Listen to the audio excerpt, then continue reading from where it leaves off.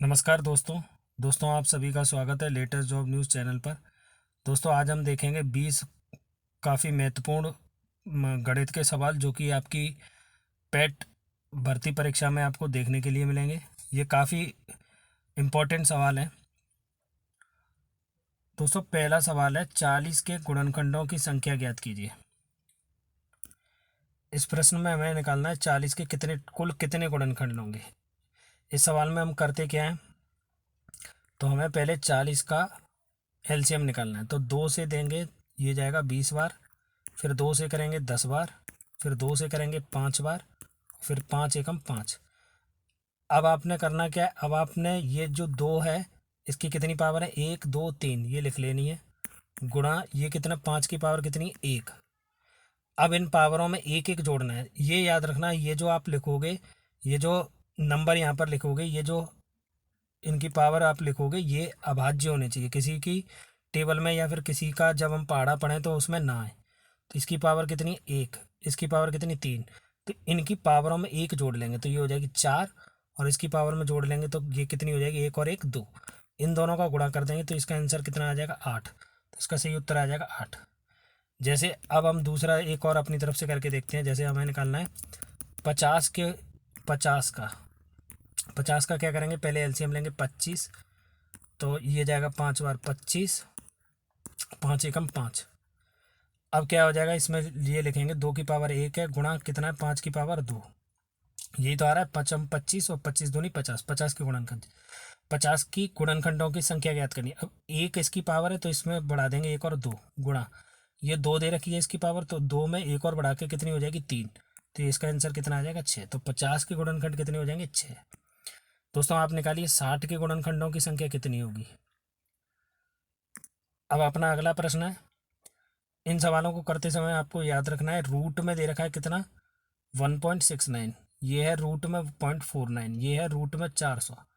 अब इसे लिख देंगे हम, ये 13 का वर्ग होता है प्लस ये 7 का वर्ग होता है, ब्रैकेट के बाद में गुणा ये किसका है, ये मूल है, इसका वर्गमूल कितना है 20। अब देखिए ये दे रखा है 1.69, तो ये 13 का होता है। अब हम यहाँ देखेंगे पॉइंट के बाद कितनी संख्या है 1 2, तो पॉइंट एक संख्या के बाद आएगा। इधर से देखेंगे हम, पॉइंट जो है वो एक संख्या के बाद आएगा। यहाँ देखिए यहाँ 2 संख्या है तो पॉइंट एक संख्या के बाद। अब 1.3 और 7 को, 0.7 को जब हम जोड़ेंगे तो कितना हो जाएगा 2, और यहाँ गुणा कितना हो जाएगा 20। तो ये कितना हो जाएगा, आंसर आ जाएगा सही उत्तर 40। अगला प्रश्न है, एक कक्षा में 72 छात्र हैं। एक विशिष्ट दिन पर छात्र का केवल 5/8 उपस्थित थे, उसी दिन अनुपस्थित छात्रों की संख्या होगी। दोस्तों इसे डायरेक्ट करना है तो आप ये इसका पार्ट है ना, ये जो फ्रैक्शन है 5/8, इसको एक में से घटा दो तो जो हमारे पास निकल के आएगा, जैसे 8 यहाँ चला जाएगा, 8 में से 5 गए तो ये आएगा 3/8। तो इतने ये उपस्थित थे तो ये कौन से निकल के आ गए, ये अनुपस्थित निकल के आ गए। तो गुणा कितना करेंगे 72, तो ये आ जाएगा 8 9 72 9 तिया 70, इसका सही उत्तर हो जाएगा। इसका दूसरा तरीका कैसा है, इसका दूसरा तरीका है, आप पहले इसका 5/8 निकाल लो,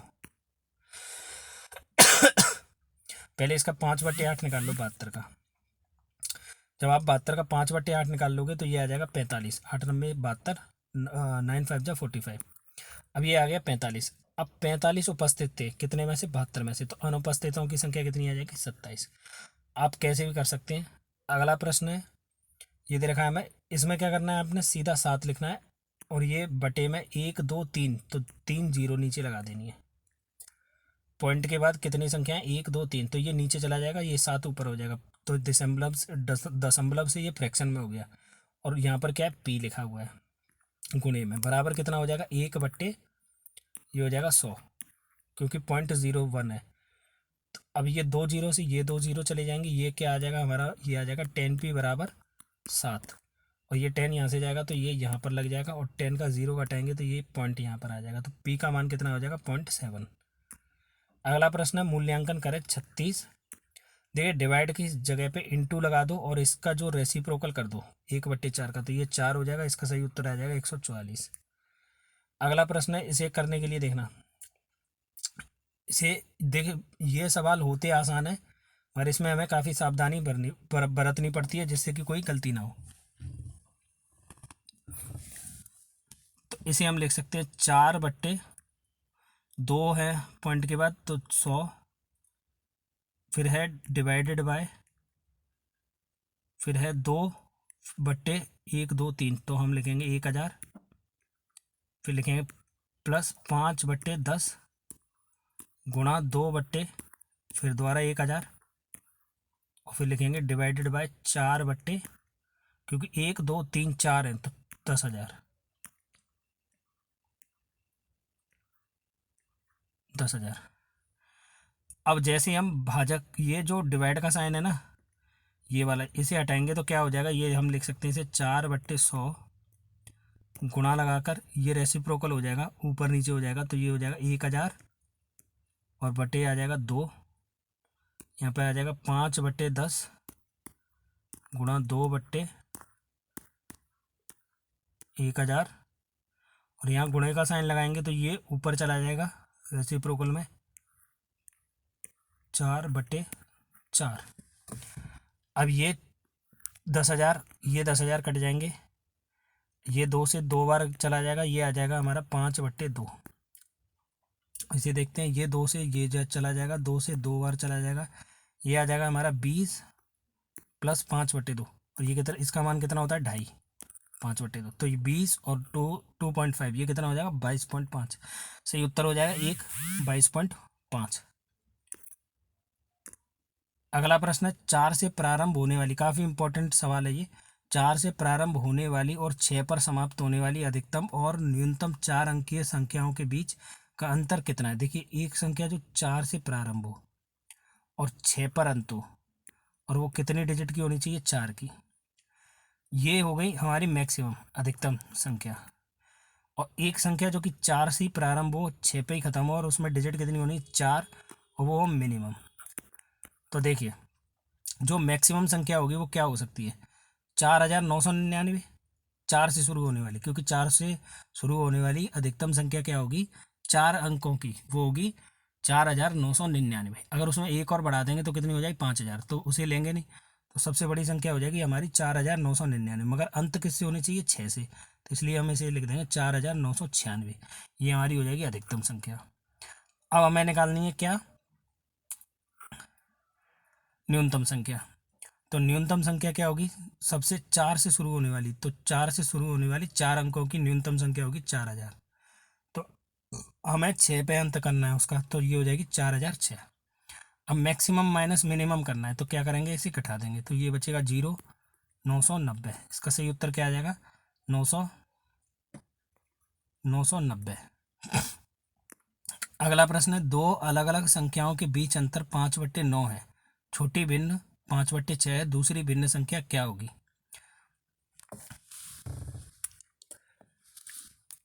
इसमें क्या दे रखा है, दो अलग अलग संख्याओं के बीच अंतर 5/9 है, छोटी भिन्न 5/6 है, दूसरी भिन्न संख्या क्या होगी। देखिए, दो अलग अलग संख्याएं, मैंने बोला x माइनस वाई, दो अलग अलग संख्या, इनके बीच का अंतर है 5/9। अगर x में से मैं इसे घटाता हूँ, ये x बड़ी मान ली मैंने और ये छोटी मान ली, तो x में से जब मैं y को घटाता हूँ तो मेरा आना चाहिए 5/9। छोटी भिन्न दे रखी है 5/6, तो मैं यहाँ लिख दूंगा 5/6 छोटी भिन्न, और x बराबर कितना हो जाएगा, ये 5/9। अब हमें निकालना क्या है, बड़ी भिन्न, तो दूसरी भिन्न संख्या क्या होगी, तो x का मान निकालने के लिए हम इसे क्या करेंगे, इसे यहाँ भेज देंगे, तो ये हो जाएगा x बराबर 5/9 प्लस 5/6। जब इन दोनों का एलसीएम लेंगे तो क्या आएगा, 3 त्रिका 9, 3 दूनी 6, 6 तिया 18, तो एलसीएम आ जाएगा 18। 9 से 2 बार तो ये आ जाएगा 10, 6 से 3 बार तो ये आ जाएगा 15, और 10 और 15 25, और नीचे रहेगा 18, तो 25/18 हमारा बिल्कुल सही उत्तर हो जाएगा। अगला प्रश्न देखते हैं दोस्तों। इस सवाल में आपने करना क्या है, इसका सन्निकरण निकालना है। सन्निकरण क्या होता है, सन्निकरण होता है जैसे कि देखिए,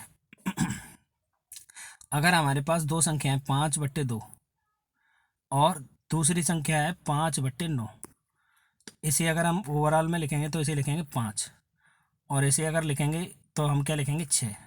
जो सन्निकरण मतलब इसका जो बिल्कुल पास होती है ना बड़ी संख्या, वो लेते हैं। जैसे छोटी संख्या अगर 5 से कम है, जैसे अगर 5.5 है, अगर इससे कोई भी संख्या जो 5.3 5.4 है उसे लिखेंगे 5, और 5.5 को क्या लिखेंगे 6, और 5.5 से बड़ी जैसे 5.7, 5.8, 5.9, तो इसे क्या लिखेंगे 6, तो ऐसे इसमें लिखेंगे। तो 9.2 को हम क्या लिखेंगे 9 गुणा 4.9 को क्या लिखेंगे 5 गुणा 3.1 को क्या लिखेंगे 3 बटे 5। अब देखिए 5.06 से कंफ्यूज मत होना, 5.06 का मतलब है 0.1 से छोटा है ना ये 0.06, तो इसे लिखेंगे हम 5, और फिर क्या लिखेंगे गुणा, दो नहीं लिखेंगे 2.84 है तो इसे लिखेंगे 3, तो ये हमारे क्या आ जाएगा बिल्कुल सही उत्तर। तो 9 गुणा 5 गुणा 3, ये भी नहीं है, 9 गुणा 5 गुणा 3, 9 गुणा 5 गुणा 3 और 5 गुणा 3, नीचे 5 गुणा 3, तो इसका सही उत्तर हो जाएगा तीसरा। अगला प्रश्न है निम्न में से सबसे छोटा भिन्न कौन सा है। देख छोटा भिन्न, अब हमारे पास चारों भिन्न कौन से दे रखे हैं, 3/5, 7/9, 11/13 और 1/2। अगर इसका एलसीएम लेके करेंगे तो बहुत ज़्यादा लंबा हो जाएगा, इसका डायरेक्ट गुणा कर दो ऊपर नीचे, क्रॉस मल्टीप्लाई कर दो, तो ये हो जाएगा 27 और ये कितना हो जाएगा 35। मतलब इनमें दोनों में से सबसे छोटी संख्या कौन सी, ये वाली, तो ये हटा दो। अब इन दोनों में देख लो तो ये कितना हो जाएगा, ये हो जाएगा 22 और ये हो जाएगा 13, मतलब ये भी बड़ी संख्या है, तो ये दोनों में से ये छोटी है। अब इन दोनों में से देख लो, 2 3 6 और 5 एकम 5, तो सबसे छोटी संख्या कौन सी है, ये वाली, तो इधर वाली कौन सी है, ये 1/2। सही उत्तर क्या हो जाएगा 1/2। अगला प्रश्न है, अब इसे डायरेक्ट हम लिखेंगे 17/100, क्योंकि 0.17 है तो ये 2 जीरो नीचे आ जाएंगे, गुणा वाई और बराबर कितना दे रखा है 102/10। अब देखिए जीरो से जीरो कैंसिल, 17 से कितनी बार जाएगा 6 बार, वाई का मान कितना आ जाएगा 60। काफ़ी सिंपल सवाल था, वाई का मान कितना आ जाएगा 60। अगला प्रश्न है, इसे काट दो यहीं पर, 3 त्रिका 9, 3 पंजे 15 गुणा कितना दे रखा है 12 माइनस 9/5 का, और ऑफ का मतलब क्या होता है गुणा, गुणा 2/3, ये किसके बराबर होगा। अब देखो ये हो जाएगा 12 तिया 36/5 और माइनस 3 त्रिका 9, तो 3 दूनी 6, ये हो जाएगा 6/5। अब जब हमारे हर बराबर हैं, हर बराबर हो तो डायरेक्ट क्या करते हैं, इसे माइनस कर देते हैं, तो ये हो जाएगा 36 माइनस 6 कितना आ जाएगा 30/5, 5 से ये कट जाएगा 6 बार, तो सही उत्तर आ जाएगा 6। अगला प्रश्न है, दो परिमेय संख्याओं का योग -7 है, यदि एक संख्या -15/19 है तो दूसरी संख्या क्या है। दो परिमेय संख्या मैंने बोला x और एक और दूसरी होगी y, हमारा देखा है कितनी -7।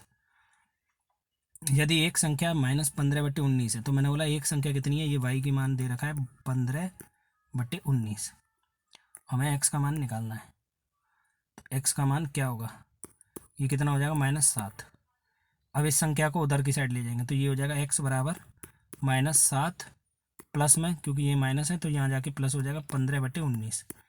अब जब इसे हम डिवाइड इंटू करेंगे तो ये आ जाएगा 7 नंबर 63 की 3 कैरी 6 7 7 133, और 133 माइनस का आएगा और ये 15 हम माइनस कर देंगे इसमें से, तो ये आ जाएगा हमारा माइनस का 118 और नीचे एलसीएम कितना बचेगा 19, तो सही उत्तर हो जाएगा माइनस का 118/19। अगला प्रश्न है, निम्न में से सबसे बड़ी संख्या कौन सी है, इसका मान कितना 7। अगर हम 7 का वर्ग देखें तो ये होता है 49, मतलब ये 7 से छोटी है, तो 7 से छोटी है, ये कितना आ जाएगा 9.333, 9 3 9 में 27, ऐसे इसे डिवाइड करेंगे तो ये कितना है 9, तो सबसे बड़ी संख्या कौन सी हो जाएगी, ऑप्शन नंबर 3।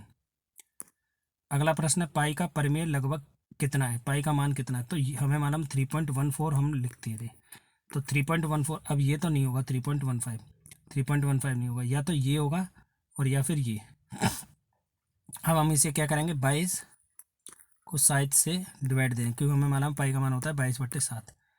अब देखते हैं, तो ये हो जाएगा हमारा 7 एकम 7, 7 या 21, कितना बचेगा, एक पॉइंट लग गया 0, 7 चौके 28, 1 मिनट, 7 एकम 7, ये आ जाएगा 3.10,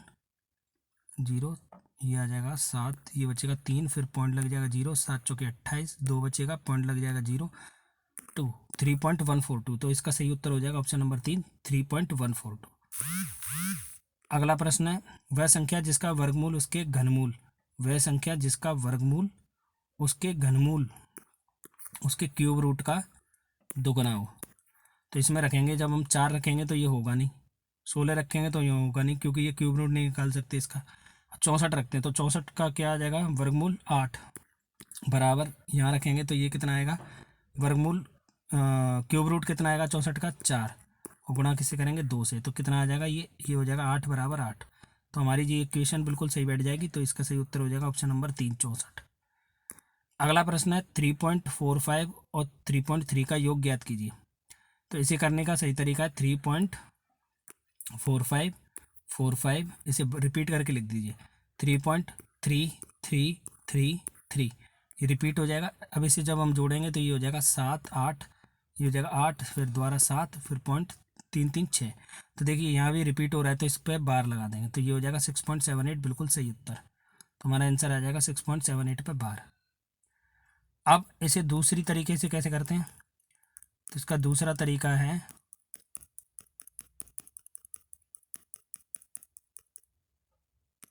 इनके मान निकाल लो। जैसे हमने माना x बराबर कितना है 3.454545। अब इसमें ऐसा कुछ गुणा करेंगे कि ये 4 5 इधर की साइड आ जाए और पॉइंट में 4 5 चलता रहे।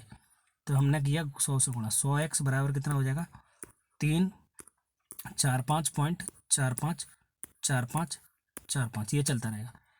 इसमें से इसे घटा देंगे तो ये कितना बचेगा 99x बराबर, ये आ जाएगा 345 माइनस 3 करेंगे 342, और ये कट जाएंगे 0.4545, तो ये आ जाएगा x बराबर, इसे 9 से काट दो, 9 से 11 बार जाएगा, ये यहाँ 11 आ जाएगा, और ये जाएगा 9 तिया 27, 28 29 30 31 32 33 34, ये आ जाएगा 9 8 जा 72, तो ये आ जाएगा 38/11। ऐसे ही मान हम x का इससे निकाल लेंगे, इन दोनों को फिर जब जोड़ेंगे तो इसका मान भी यही आएगा 6.78।